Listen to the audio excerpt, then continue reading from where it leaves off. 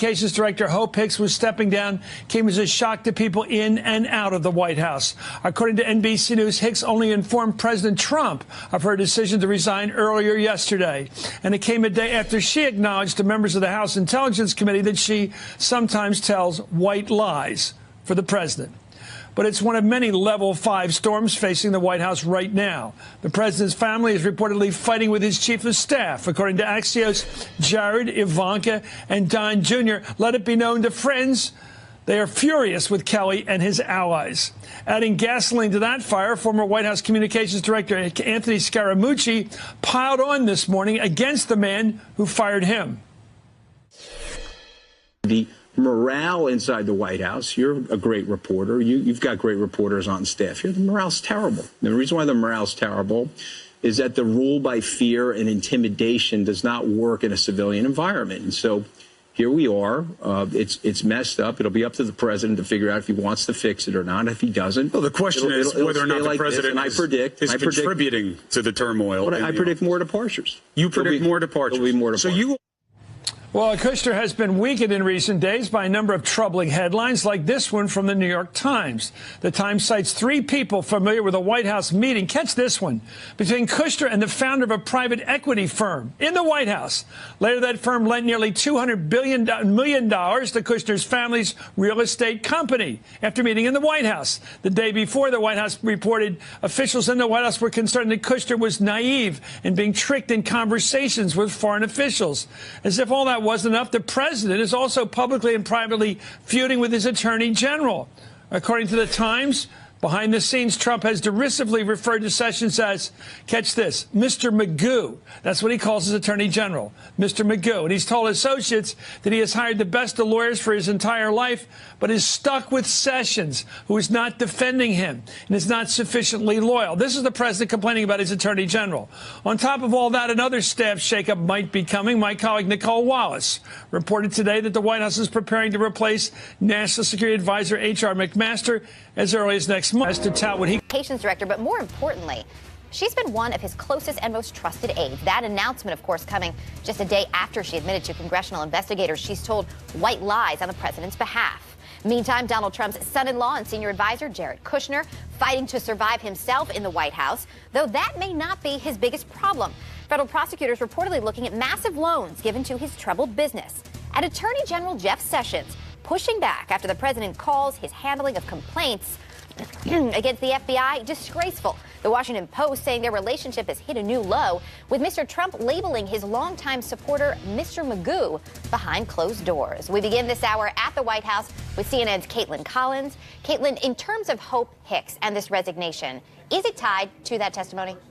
It is not directly tied to that, actually, Erica, but many drew that conclusion when she stepped down suddenly yesterday after being in front of the House Intelligence Committee just the day before for several hours. And as Hope Hicks told the communications staff here at the White House goodbye, she said and made very clear that she felt like now was just the right time for her to go, but it had nothing to do with those recent headlines, which some took to say that she was denying that speculation, that it was because of that testimony. But, Erica, there is no denying that this is one of the most significant departures we've seen in this White House in these last 13 months, because Hope Hicks was not just a top aide, but also one of the president's closest confidants and was often compared to being one of his family members. So it's very significant that she's leaving. This is someone who rarely left the West Wing because the president would so frequently yell for her to come into the Oval Office to discuss whatever was on his mind. So certainly significant, and it also goes to show just how much the president's inner circle in the West Wing is shrinking, because now Keith Schiller, his longtime bodyguard, has left. Hope Hicks is leaving. His daughter and son-in-law, Jared Kushner and Ivanka Trump,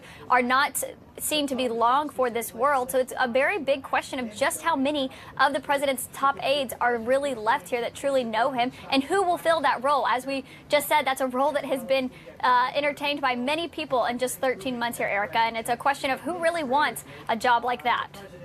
It is not an easy one, even in the most transparent of administrations. Caitlin, you also have some new reporting this morning on Jeff Sessions pushing back against the president's insult. What more are you learning?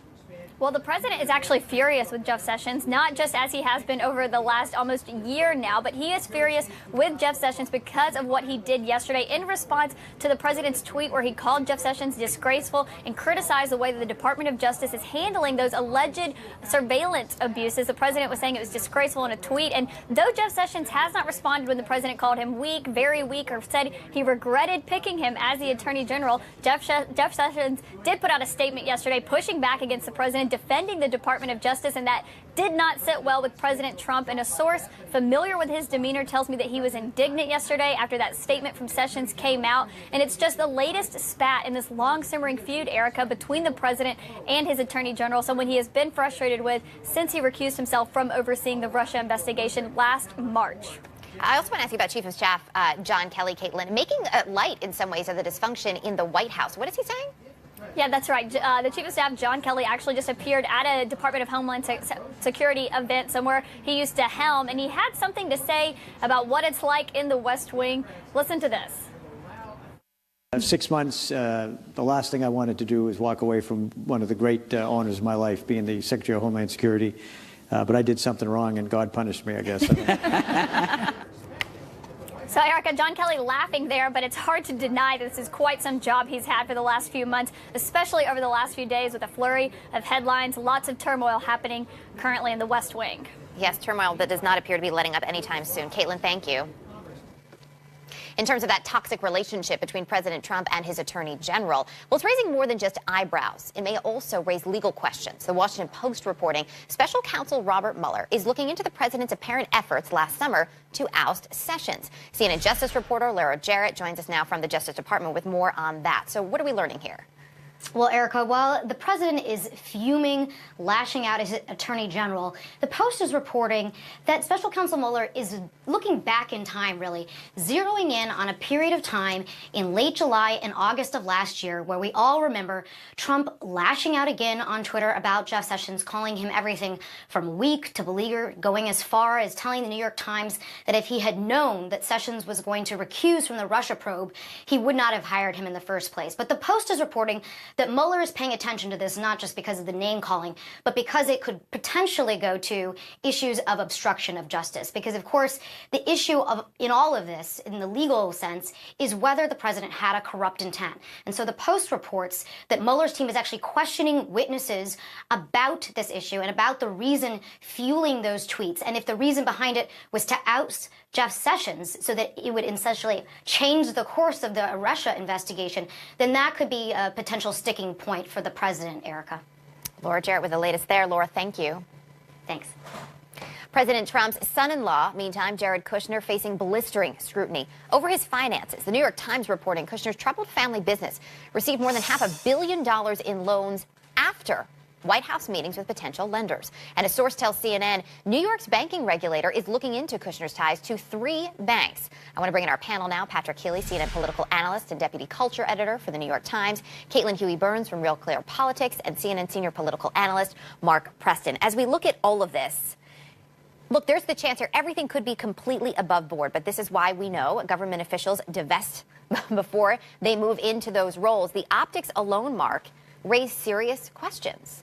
You know, Erica, the hubris alone raises questions. The fact that he would actually do this, that he would meet with these folks knowing full well that his company was trying to obtain these massive loans to keep his company afloat and to move forward, is just absolutely outrageous. And you know, Erica, the only thing that is really protecting the Trump campaign right now, or rather the Trump associates and the president himself, from actions such as these, is just this vitriol and hatred for Washington. People are looking in at Washington and they're saying, listen, if Donald Trump's going to do it, they always do it. They've always done it. We know what people think about the institution of Congress. We know how low the approval ratings are. And in many ways, I do think the likes of Jared Kushner is getting away with that because of the antipathy and the anger directed directly at Washington. It is fascinating when you paint it in those terms, to look at it through that lens. We can't ignore, though, that this is really the latest in a series of avoidable headlines. We have the Wall Street Journal editorial board today making the case that Ivanka and Jared Trump would actually be serving the president much better if they were outside now the West Wing. So when does this actually become a liability, Caitlin, for the president? Well, it already seems to be becoming a liability because we've seen these headlines over the past couple of days. Remember, earlier this week, Ivanka Trump, there were a lot of questions about the lines in which she was a representative of the delegation in South Korea, but also taking that first daughter role. You had Jared and the security clearance revoked, raising a lot of questions about what exactly he would be able to do in his role with this vast portfolio that you have. And now with this, you have, the optics are very important, and the questions of pay for play, and those were some questions that were raised by the Trump campaign about the Clintons during the presidential campaign. So this all looks bad, and it also comes, as Caitlin mentioned earlier, that the president's inner circle has been diminished in the White House, which makes me ask the question of what will this mean now for Trump when you have his daughter and son-in-law kind of on the ropes, when you have his close, right-hand woman leaving the White House. What would this prompt Trump to do in this moment of insecurity? I like it that you just read my mind for where I would like to go next, actually, with this, and that's something I want to pose to you, Patrick. When we do look at this inner circle shrinking, with Hope Hicks leaving at this point, the remaining inner circle in the West Wing, loyalty is paramount, as we know, to this president. But what is the impact now when we are down to really two players? This is huge, Erica. I mean, Hope Hicks was so close to President Trump from the very beginning, and President Trump, throughout his career, has kept a very tight inner circle of business associates, close friends, aides, and especially family members. He's not someone who is, on the phone all the time drawing in from different people. He's someone who's had a very tight-knit world, and I think that is really the question that's hovering over this White House now, which is how will President Trump operate both effectively or temperamentally without these sort of band of loyalists and allies who really matter to him. And in some ways, you can certainly see the argument for Ivanka Trump and Jared Kushner staying, maybe in different levels of visibility than they have now, but staying by his side. He is someone who is essentially sort of losing people, and that is destabilizing for him. So again, Hope Hicks departing is such a big deal because he has taken, sort of confidence. He's really, it's been important to him to have these kind of intimates who he can confide in, and that is definitely shrinking. Is there anyone, Mark Preston, who can fill that void? As we're seeing this shrink, and there are, as you point out, Patrick, we know about the phone calls and we know about this tight circle that the president can call on, but is there anybody within the circle that the president trusts who could step in at this point? That's a very good question, and not off the top of my head. I would say this: it's certainly not within the administration. I don't think there's anybody there that will ever rise to the level of, as Patrick says, a family member. And Hope Hicks wasn't a family member, but in many ways she was so close to the family. She had worked for Ivanka Trump. So I don't know who goes in and really becomes the soother-in-chief, right? There's somebody, the person who can go in and perhaps dial back some of the frustration and anger that we have come to know from President Trump when he watches television or he feels that he is slighted. Now, the second question is, who's going to be the communications director? This is a position that in past administrations has been a gigantic job. This is something that you strive to go for. Perhaps one name within the administration would be Mercedes Schlapp. She's somebody who's been around for a while that could fill that role. But let's not underestimate the fact that they actually need some kind of communication strategy because they don't have one. We are going to have to end our communication there. Mark Preston, Caitlin Huey-Burns, Patrick Hilley, thank you all. Coming up, the NRA pushing back against President Trump after he endorses a variety of measures the gun lobby does not support. Will the president stand his ground? Plus, breaking this morning, Russian President Vladimir Putin today unveiling a new nuclear missile and boasting it is invincible to all existing defense systems. Now, one Republican senator calling it surreal. During yesterday's brainstorming session with lawmakers on guns, President Trump tended to agree with Democrats and even put some ideas on the table that have riled the NRA. These comments really, though, raised some eyebrows. Take a listen. Some of you people are petrified of the NRA. You can't be petrified. In your bill, what are you doing about the 18 to 21? We don't change that. Okay, are you going to leave that? Because you're afraid of the NRA, right? Now, this is not a popular thing to say in terms of the NRA, but I'm saying it anyway. It doesn't make sense that I have to wait till I'm 21 to get a handgun, but I can get this weapon at 18. I don't know. I like taking the guns early. Take the guns first, go through due process second. If you add concealed carry to this, you'll never get it passed. CNN's Ellen Serfati joins us now from Capitol Hill. So how are the president's comments going over today? Well, I think it continues to really stun a lot of lawmakers up here on Capitol Hill, Erica, many of whom returned back up here on the Hill, really scratching their heads at many of the specific things the president had to say yesterday and really questioning how this changes and mixes up the dynamics of the politics of this debate going forward. You have many Republicans clearly frustrated that that kind of freewheeling open session that played out in front of live TV really led the president to embrace some Democratic policy ideas that many Republicans up here on Capitol Hill do not support, and they know, the leaders know, cannot get passed through in this political climate up here. Then you have many Democrats really fiercely skeptical of what President Trump said, what he did embrace and what he did endorse essentially yesterday. Speaking of Chris Murphy, who's working on some legislation with Senator Cornyn up here, he was very frustrated, saying, I wonder if essentially the president is going to stick with what he said. Here's what he had to say last night. If he's such a good deal maker, then go out and find 10 or 15 Republicans who will support it. I don't know yet whether that was just a performance or whether that is actually the new position of the White House. And that use of the word performance really key. We've heard that from many lawmakers since that meeting yesterday. The fact that this did play out in front of live TVs, and lawmakers up here really want the president to be very specific what legislation he not only does support, but what legislation he's willing to push for and fight for. And that was what Chris Murphy was essentially saying by saying he has to deliver the votes. He has to deliver the amount of Republicans and give them some political cover so that they can get to a legislation that can get 60 in the Senate. That said, Erica, we will potentially see if there will be more clarity that comes from the White House today as they discuss their gun and school safety proposals. So that is happening today. But real quickly, is there a feeling, because there is this frustration, as we just heard there, in this question about what will we see from the president in terms of specifics and support moving forward, is there a sense that anything is going to start to move today? Likely not. That's the feeling up here on Capitol Hill. We heard from the Senate Majority Leader Mitch McConnell on the floor moments ago, and he did not mention this debate at all. It was complete silence from him about everything going on. The real reality of the situation is you have multiple proposals. You have a lot of ideas. The president hasn't come fully behind one, and one that could potentially pass. All right, well, we'll be watching that. As you point out, the president holding more meetings with lawmakers on school safety today, so we'll look for that as well. Sunlen, thank you.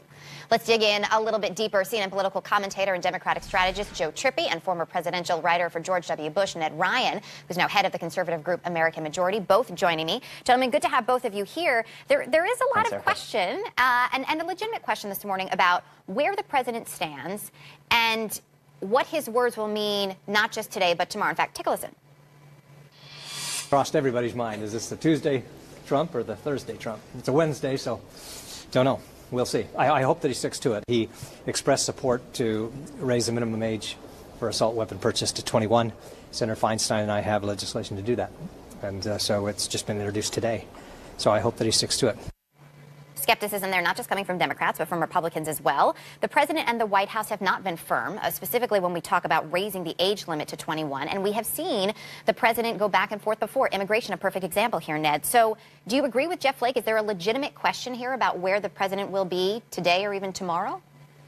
I think what we saw yesterday was, again, another very open session, spitballing ideas that I think some people want to read a lot of things into. But I will say this. I mean, as a Trump supporter, what gave me pause was when he said, let's take guns and we'll worry about due process later. What I hope he was talking about, and again, we'll get clarity, is if he's talking about a gun violence restraining order approach, and if properly written, would allow police to secure weapons from a dangerous person after a judge's consent and allow that person to have recourse in 72 hours, I'm open to having that conversation. So I think we need to clearly define what was actually being discussed. In regards to raising the age limit from 18 to 21, I mean, that opens a whole other can of worms. Are we going to talk about military age, marriage age, voting age? We're going to have a bifurcated system in which you can do some things at 18 but not others. I think the thing that needs to be, clarified in all of this is there is broad bipartisan support for fixing the national instant criminal background system. I think that needs to be fixed. It needs to be fully funded. I think these federal agencies, everyone needs to be compelled to upload the correct information, whether it's dishonorable discharge, domestic abuse, felonies, so that these things can be done correctly moving forward. But my concern is, Erica, when people try to go too far, and I actually agree with Trump, there shouldn't be national reciprocity in this bill. At the same time, when Dianne Feinstein's bringing up, well, let's ban all weapons of war. So wait, let me stop you, though. Let's focus on what we can do to get real reform, and background check is where we have bipartisan support. Well, background checks and fixing NICS are two different things. Let's be clear here. If we're talking about universal background checks, that's different. But are you saying that reform should stop at fixed NICS, basically enforcing what's out there? Well, first of all, we have to actually fix what's out there in regards to NICS, because there are a lot of things. Let's think about the Sutherland Springs shooter. If the Air Force had properly notified the FBI, he wouldn't have been able to get a gun. Absolutely, and we've seen some changes in that. Some of our own reporting here has dug in. The likes of our own Jose Pagliari doing a great job digging in and letting us know that thousands have now been added in the wake of Texas because of that from the military. But just a yes or no on that. Are you saying that we need to stop at fix NICS and that's good enough? No, I think that's the first step. Let's get that fixed, and then if we have to have the conversation about going further, let's have that conversation. But I feel like people want to go from point A to point Z, and let's do A, B, C first, and then if those don't work, we can have the conversation about other things in the future. But the problem here is that the president's at point A and point Z. I mean, you know, basically this is about presidential leadership. There's been a big shift in this country. It's clear. The ground is shifting beneath everybody's feet on this issue. The Republicans in the House and the Senate know that. And the president's the one person in his party and in the country right now who could lead sort of Nixon goes to China kind of thing, where he can actually lead the rank and file in his party's base to common sense gun laws that start to address this problem.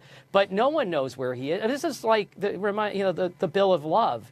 That got people all excited and thought we'd have a DACA fix that has never happened and is still a problem. Joe? This one's not going to happen that way. In terms of, and you're pointing out here, the president could really lead on this. The NRA, not surprisingly, coming out against many of the proposals that were discussed yesterday, calling this great TV, but not much more than that. But the president himself this week said, look, you can't be afraid of the NRA. We heard him say it during the meeting yesterday. He said sometimes you have to be willing to fight the NRA. So, Joe, do you believe that this is the president who could stand up to the NRA and say, we need to have a real conversation?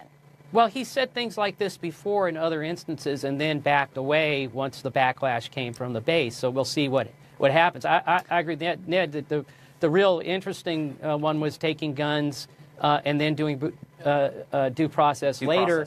Yeah, that's the one. That had a lot of people scratching their heads, we should point out. The country, though, when you look at the country itself, the country isn't waiting for Washington to act, because we've seen this in the past, and we've seen not much happen. We're looking at companies stepping forward. We're looking at the kids who are incredibly vocal. We see the polling, our own polling, shows 70% of Americans want to see stricter gun laws in this country. And it's not the first time that we've looked at companies, at kids, and at the American people lead the way. So, Ned, when does Washington start to catch up? Well, I think we'll see the first real test this fall in the elections. I would like everybody to be very clear, Republicans and Democrats, how they're running on the gun issue in November. You know, Democrats have put up a bill in the House in which they've essentially said they want to ban and do away with all semi-automatic weapons. Fine, run on that bill very clearly in November. Republicans should be very clear as to where they stand on the gun issue, and let's let the American people decide in the midterms how they actually feel when push comes to shove on the gun issue. And, you know, Erica, I would actually challenge, if Democrats feel this strongly about it, be very clear, especially with the 10 Democrat senators that are up for re-election in very red states, run on that gun bill in which they want to do away with all semi-automatic weapons and see how it works for them in November. Well, listen, in terms of Democrats, I think we can say very clearly here, they are not in lockstep with one another. For all the finger-pointing from Democrats at Republicans for not doing anything, they're the Joe Manchins of the world, Joe. And so what will it take for them to move on? And these are the words of the president. He wants to see a comprehensive bill. What will it take for the Joe Manchins of the world to move on a comprehensive bill? I think there are plenty of Democrats who are willing to meet halfway and start to make real common sense, fight for a common sense bill. It's unclear that enough Republicans, and they have the majority, are going to stand up to the NRA. And it's unclear, by the way, Ned talks about Democrats need to be clear. Well, the president is the one who can lead on this. And that's where I really think we're at that moment where he really can give everybody enough of a shield to join with him and reach across and start building, doing real sensible things, making it 18 to 21. I mean, just a lot of common sense things that a majority of the people, 70%, 97% for universal background checks. But Washington can't get that done, and the president is the one that can lead enough Republicans and I think bring Democrats together to get it done and get something done for once, instead of what happens after all of these tragedies, a lot of talk, a lot of posturing before the cameras, like the show that was put on, like the DACA Bill of Love thing, and then nothing happens. We will have to watch and see. The president may step into that role. He is hearing it from a lot of people, and we'll have to see what happens next. Joe, Ned, we have to leave it there. Appreciate it. Thank you both. I want to get straight to some breaking news from the White House. Aides scrambling to prepare a trade policy on steel and aluminum. The president apparently wants to make an announcement today. The issue, the policy wasn't ready. CNN White House reporter Jeremy Diamond is here with more. So, Jeremy, what are you learning?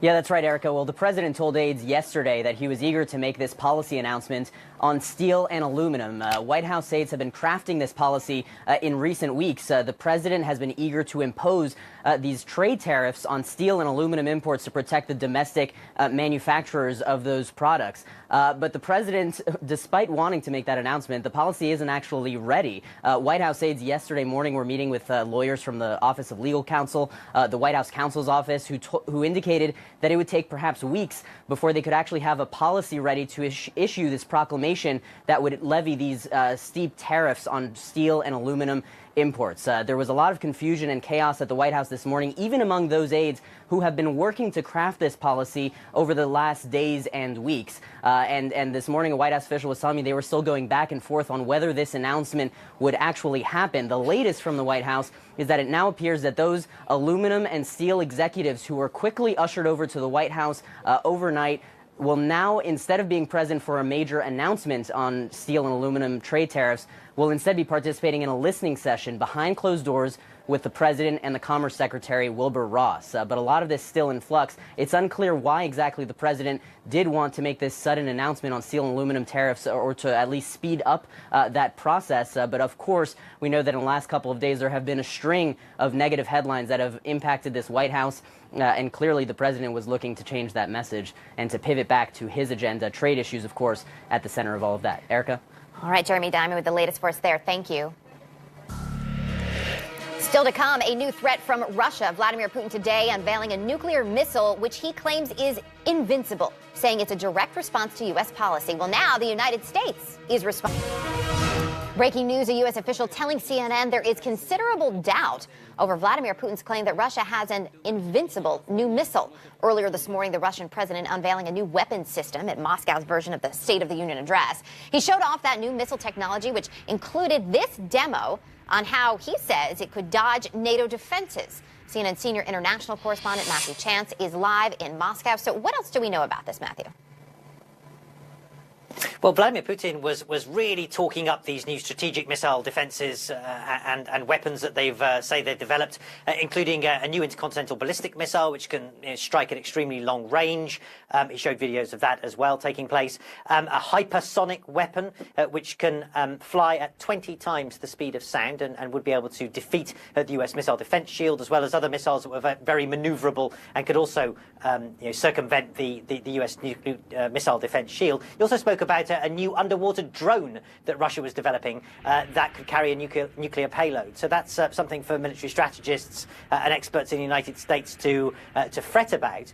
But I think what we have to remember, Erica, is that all this was said within the context of a presidential election here in Russia in 17 days. Putin will go to the polls and hope to be re-elected. He almost certainly will be. But he wants to put across this message that he's a strong political leader who has a strong backing for the military, much as US President Donald Trump does. And so, yes, while this was speaking to his adversaries in the West and the United States, he was also speaking to his domestic audience, Erica. Matthew Chance with the latest for us from Moscow. Thank you. I want to bring in now CNN national security analyst Samantha Vinograd, who is senior advisor to the National Security Council during the Obama administration. I know you said earlier today, Sam, that this was really a speech for an audience of one. The man who lives in the White House right now, President Trump. So what's the message here? Is this a threat from Vladimir Putin? I do think that Vladimir Putin was speaking to one audience, and it wasn't anyone in Russia. It was Donald Trump. This "my missile is bigger than yours" rhetoric, I think, was a purposeful attempt to get the president riled up. Vladimir Putin doesn't need to win any votes. He has what we're calling an election in 17 days. He's completely rigged the system. To me, this wasn't about a domestic audience. He was trying to get the president distracted from anything that Trump may be doing to hold Russia accountable for their ongoing attack on the United States. Well, in terms of that attack, we know the U.S. is already under attack. The election systems, obviously, as we've heard from intelligence officials. We also heard from Mike Rogers earlier this week that the president has not given him the authority to retaliate in that instance. And this president has been reluctant to take action against Russia, even with a direct prompt. Is there reason to believe this is any different? I think that we have to actually consider them as linked. I think the president's inaction on Russia's ongoing attack on the United States makes Vladimir Putin think, why wouldn't I say all this? Why wouldn't I show that I can violate treaties and laws and talk about strategic attacks all around the world. Vladimir Putin has no reason to feel constrained in any way, and I think that we're going to see more inflammatory rhetoric coming after this election and after Putin has an even broader mandate to continue his agenda. All right, Sam, appreciate it as always. Thank you. Still ahead, why the gun control debate boils over Washington. Republican lawmakers in Florida are quickly making moves to train teachers to carry guns. We'll get reaction from Democratic Florida Congresswoman Debbie Wasserman Schultz. Breaking news, Senator Marco Rubio speaking now on the Senate floor about his plans to prevent another Parkland. Let's listen in. It will not be easily resolved and will continue. But I also know that there is widespread support and agreement that we must act now as soon as possible to do everything we can to prevent another tragedy like Parkland from happening anywhere else ever again. That is a consensus position. No matter where you fall on this debate, no matter how far or how restricted restrictions on gun sales in America should be, no matter what your views are on that, I don't know of anyone who's in favor of school shootings, and I don't know of anyone who's in favor of seeing another one happen. There is common ground in that regard. And what I've tried to do over the last couple of weeks is to undertake efforts to determine what changes in federal law not only could have prevented this attack, but could prevent future ones. In that vein, I've met with state and federal law enforcement investigators involved not just in this case, but in gun laws in general. I've met with students and with teachers from Marjorie Stoneman Douglas High School, including 2 teachers that were injured in the attack. I've met with school board administrators, with the community at large, including an appearance last week at a nationally televised town hall. I've been in constant contact with several of the parents of victims who lost their lives. And I've also spoken to experts in firearm sales, spoken to a number of federally licensed firearm dealers that talk to you about some of the frustrations they have with our existing law and their inability to address people that ultimately turn out to be individuals who should not own any gun of any kind. And so based on these meetings, based on all of this input, based on all the other research that's out there leading to this, the first thing I want to say, I actually believe this attack could have and should have been prevented if current law had been fully enforced. This killer was a well-known danger to the school district. He was a well-known danger to the Broward Sheriff's Office. He was a well-known danger to his neighborhood. He was also the subject of 2 separate and specific warnings to law enforcement agencies, a call to the Broward Sheriff's Office last November, a call to an FBI hotline in January. In essence, we are always telling people, if you see something, say something. People saw something, and people said something. And other people saw it as well over a course of time. And yet, somehow, this deranged and violent individual was able to pass a background check and purchase not 1, but 10 separate firearms. And this deranged and violent individual was ultimately able to walk right into a school a few minutes before dismissal and take the lives of 17 innocent Floridians. This tragedy is the result of a massive, multi-systemic failure. A failure involving federal agencies, state agencies, local authorities, who all failed to both identify the threat that he posed and coordinate a response to stop him before he took action. And it is this failure which I hope we will focus on by addressing the shortcomings and vulnerabilities in our current laws and in our current policies. We may still have a debate on the broader issues of regulating gun sales, but irrespective of that debate, we still must and should do this. So today I wanted to come here for a few minutes and announce a comprehensive plan, not a simple bill you just vote on and move on, but a series of measures that I believe could prevent these attacks before they happen, and that also help schools protect their students and their teachers. And I believe these ideas should all enjoy bipartisan support and, if passed, could and should help prevent the next potential mass shooting. These are ideas that I outline not just because they work, but because I believe we can get the votes to pass them. 60 votes in the Senate, a majority in the House, and the signature of a president. That's what it takes to turn an idea into a law. And these ideas that I'm about to outline both work and I believe could enjoy that widespread support. One of the things we've learned is that our schools are woefully unprepared to prevent attacks before it occurs. Furthermore, during my visit to the site of the attack and my follow-up meeting with teachers at the school, I learned of various changes to school facilities and practices which could have stopped this attack or improved the response. Therefore, I will be joining later today with Senator Orrin Hatch and others in introducing the Stop School Violence Act. If passed, this law would provide federal grants to do some important things that would have really been helpful in this case. Strengthen school security, infrastructure of the school. Provide school training for everyone, administrators, teachers, even students, to be able to identify threats and to report them. Something that really would be helpful is the creation of a school threat assessment and crisis intervention teams. There's a successful program in Los Angeles that does this. And that is a team that's a coordination between law enforcement, other state agencies, school districts, and the like, where they're all talking to each other about students and former students that may pose a threat of violence and intervene before they act. A second issue we identified is that even if law enforcement, school administrators, or family members believe that an individual poses the risk of committing an act of violence, they have very few options to prevent them from purchasing any gun or taking the guns away that they already have. Therefore, I intend to present a new law, perhaps in coordination with others that are working on it now, that will lead to the creation of gun violence restraining orders, something that will give law enforcement and close family members the option of obtaining a court order to prevent gun sales or remove guns from individuals who pose a threat. And to be clear, the due process in such a situation would be on the front end, not on the back end.